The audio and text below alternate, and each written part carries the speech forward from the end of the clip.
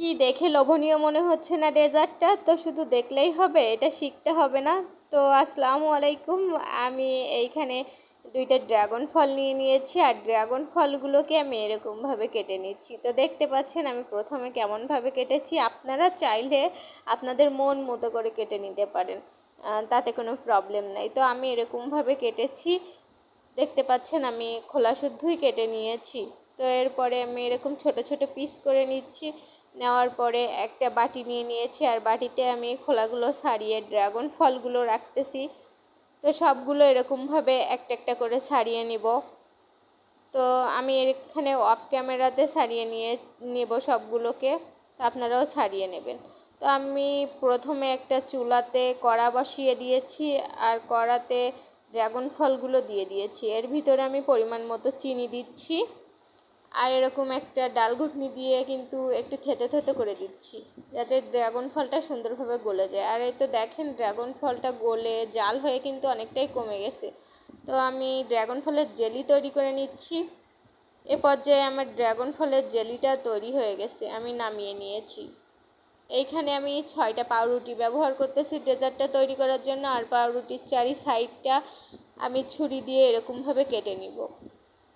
আপনারা চাইলে এটা রাখতে পারেন, কিন্তু কেটে নিলে আর কি আমার কাছে মনে হয় দেখতে ভালো লাগে। আমি এটা কিন্তু সাইডটা কিন্তু ফেলে দেবো না, আমি অন্য কোনো রেসিপিতে অন্যভাবে কাজে লাগাবো। তো আমি সবগুলোকে এরকমভাবে কেটে নিয়েছি, 6টাই এরকম করে কেটে নিয়েছি। কেটে নেওয়ার পরে আমি নামিয়ে রাখা জেলিটা পাউরুটির ওপরে দিয়ে দিব। তো পাউরুটির ওপরে দিয়ে খুব সুন্দরভাবে আমি যেরকম স্যান্ডউইচ তৈরি করতে মাখিয়ে নেয় জেলি, তো ঠিক এরকমভাবে মাখিয়ে নেবেন। নিয়ে আমি একটা পাউরুটি আরেকটা পাউরুটির ওপরে দিয়ে দিচ্ছি। তো দেখতে পাচ্ছেন আমি একটু হাত দিয়ে চেপে নিচ্ছি যাতে সুন্দরভাবে লেগে যায়। তো আবারও আমি ওই সেম পাউরুটির উপরে এই জেলিটা মাখিয়ে নিচ্ছি। তো মাখানো হয়ে গেছে, এরপরে আমি এরকমভাবে আবার একটা পাউরুটি দিয়ে চেপে দিচ্ছি। তো দেখেন আমার 3টে পাউরুটি এরকমভাবে করে নিয়েছি, আর বাকি আছে 3টা। তো সেই 3টাও এরকমভাবে করে নিব। করা হয়ে গেছে, এবার আমি একটা গামলিতে নিয়ে সাইডে রেখে দিব। চুলার ওপরে একটা কড়া বসিয়ে এর ভিতরে পরিমাণ মতো দুধ দিয়ে নিচ্ছি। আমি এখানে 500 গ্রাম দুধ ব্যবহার করেছি, আপনারা আপনাদের পরিমাণ অনুযায়ী দুধ ব্যবহার করবেন। আমি দুধটা বেশ কিছুক্ষণ জ্বালিয়ে নিব। আর এ পর্যায়ে আমি দুঃখের সহকারে জানাচ্ছি যে আমি চিনি দেওয়ার সময় আমার ক্যামেরাটা অন করতে মনে ছিল না, তো আন্তরিকভাবে দুঃখিত। আপনারা এ পর্যায়ে চিনি দিয়ে নেবেন। আর চিনি দেওয়ার পরে বলক উঠে গেলে আমি এখানে কনডেন্স মিল্ক ব্যবহার করতেছি। আপনারা আপনাদের পরিমাণ মতো কনডেন্স মিল্ক দিবেন। তো আমি দেওয়ার পরে একটু নেড়ে চেড়ে নিচ্ছি। নেড়ে চেড়ে নেওয়ার পরে এ পর্যায়ে আমি গুঁড়ো দুধ ব্যবহার করতেছি, যাতে দুধটা একটু বেশি ঘন হয়, একটু ক্রিমি তৈরি হয়। আমি দুধটা ভালোভাবে এরকম দুধ ঘুটনি দিয়ে জাল করে নিয়েছি। আর দেখেন আমার দুধটা কিন্তু কতটা কমে গেছে আর কতটা ঘন হয়ে গেছে। ঠিক এ পর্যায়ে আমি চুলাটা অফ করে দিব আর দুধটা নামিয়ে নিব। তো দেখে বুঝতে পারতেছেন যে আপনাদের কতটা কমানো লাগবে, কতটা ঘনত্ব তৈরি করতে হবে।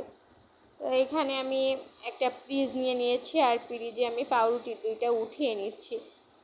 তো দেখেন আমি পাউরুটির দুইটা উঠিয়ে নিয়েছি। এবার আমি এর ভিতরে মালাই তৈরি করে রেখেছিলাম, দুধ জাল করে যে কম করে রেখেছিলাম, সেটা আমি এর ওপরে দিয়ে দিচ্ছি। আর কিছু ড্রাগন ফল আমি ছোট ছোট 4 কোনা করে কেটে নিয়েছিলাম, সেটা এটার উপরে দিয়ে পরিবেশন করতেছি।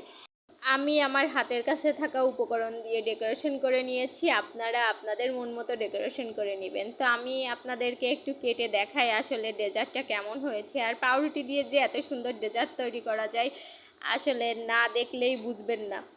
তো এটা পরিবেশন করার পরে আপনাদের ভাইয়ার মুখে জাস্ট একটা বাইট গালে দিচ্ছিল আর বলতেছিল জাস্ট অসাধারণ। আমার বাচ্চাও অনেক বেশি পছন্দ করেছে। তো আপনারাও একবার বাসায় এটা ট্রাই করবেন। আর অনেক কষ্ট করে একটা ভিডিও তৈরি করতে হয়, আপনারা চ্যানেলটা সাবস্ক্রাইব করে আমাকে অবশ্যই সাপোর্ট করবেন। আর ভুল ত্রুটি হলে অবশ্যই কমেন্ট করে জানাবেন। আল্লাহ হাফেজ।